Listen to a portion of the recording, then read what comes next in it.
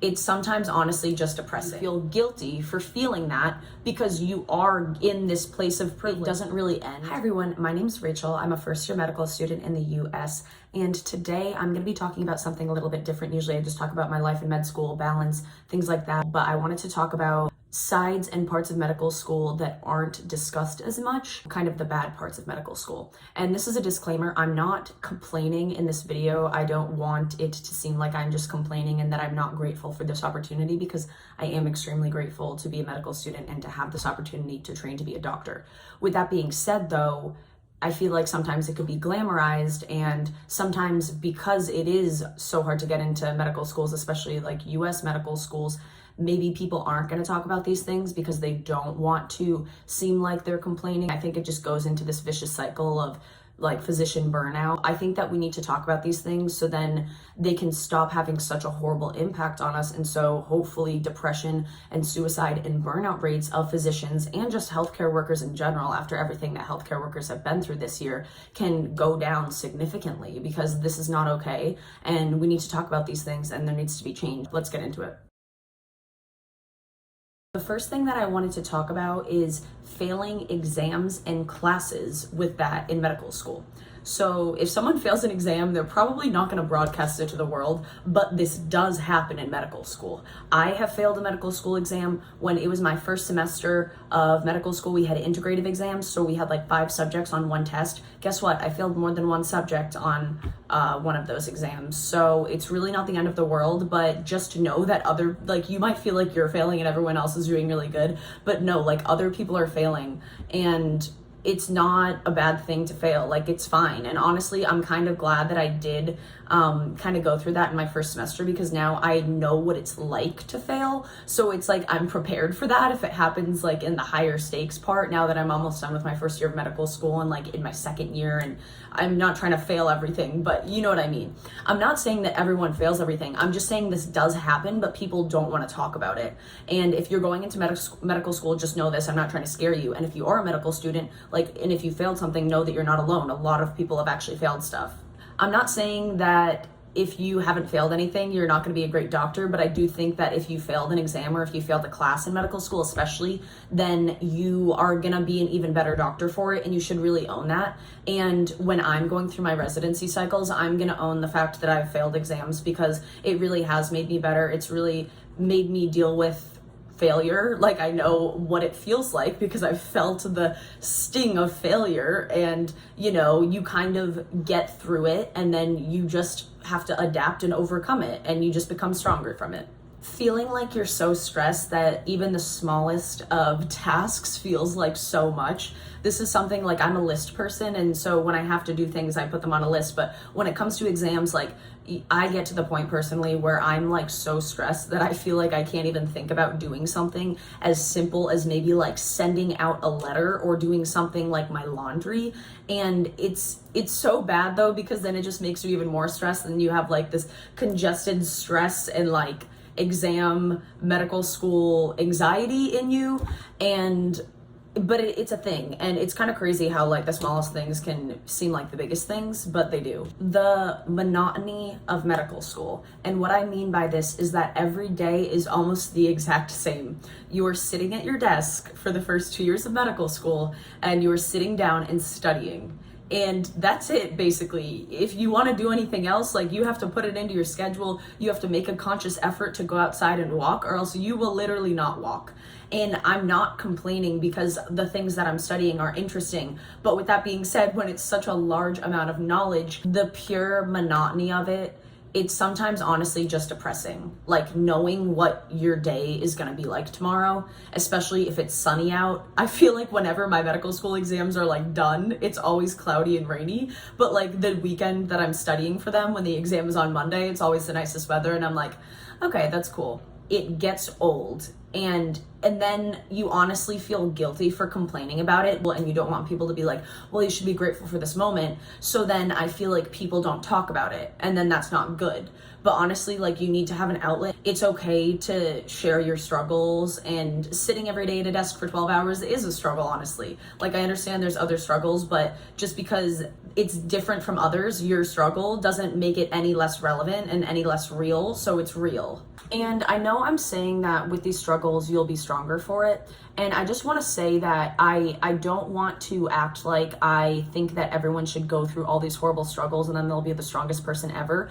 I think that that's kind of the downfall of the medical education, is they think like you have to go through grueling medical school, residency, all the like the hours of working 24-hour shifts and all this, and I guess the idea is that you'll be stronger for it, but really this could be very toxic and detrimental. And I understand that as medical students, residents, physicians, you have to train and you have to learn, and there is so much to learn, but at what cost? You know, if you are having 300 physicians die each year by suicide, then you're losing 300 people that went through all that training. Was that vigorous of training really worth it if it took 300 lives per year? That's like a medical school class or 2 medical school classes depending on the year. That's not worth it. So honestly, I think that it's really difficult for physicians and doctors to and residents and people in the healthcare field to talk about this, because they're supposed to be the ones that take care of people. But that's really heartbreaking that it's happening. And another thing is that a lot of medical students do face depression, anxiety, and just feeling like what am I doing? Like, I'm studying every day. And you just feel that this is literally so monotonous. This is the same thing. And then at the same time, you feel guilty for feeling that, because you are in this place of privilege of having a medical school slot. And you're like, but I'm gonna look so bad for complaining, but other people aren't complaining, but other people are doing well and I'm not.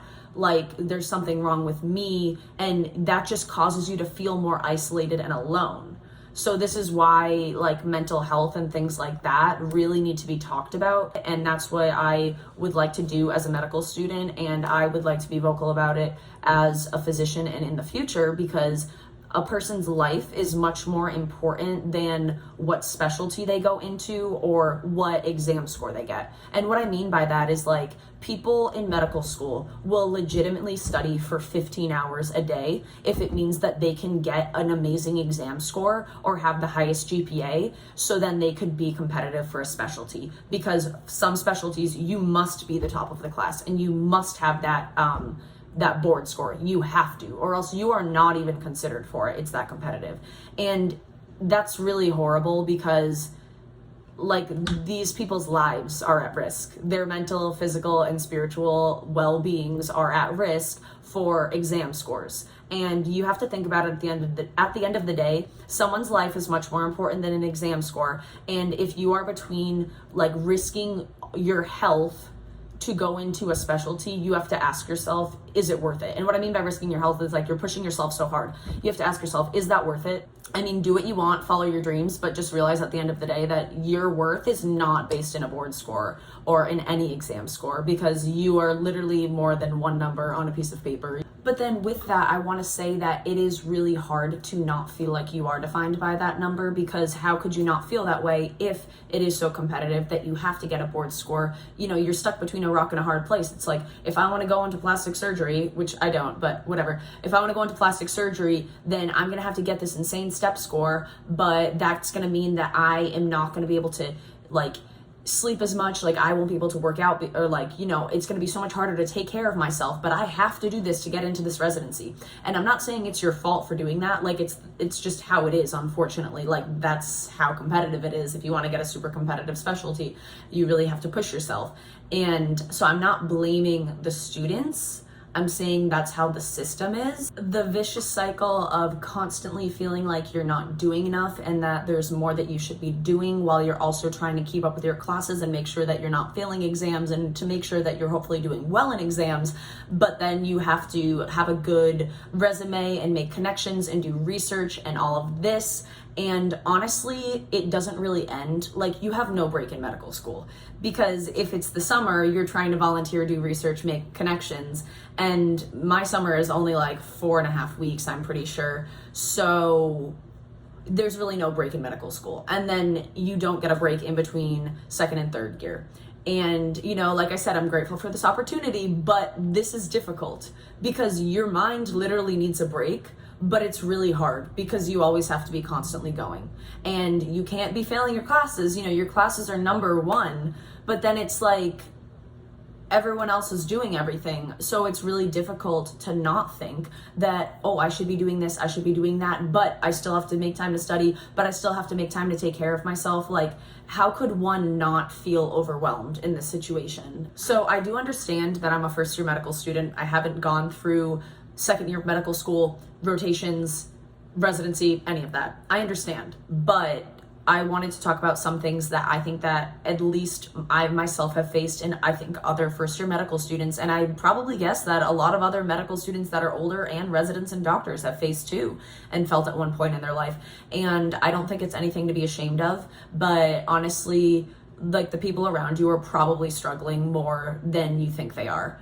And you're probably doing a lot better than you think you are with that. So I think this is like a message to myself and a message to all other medical students. Like, just keep on going.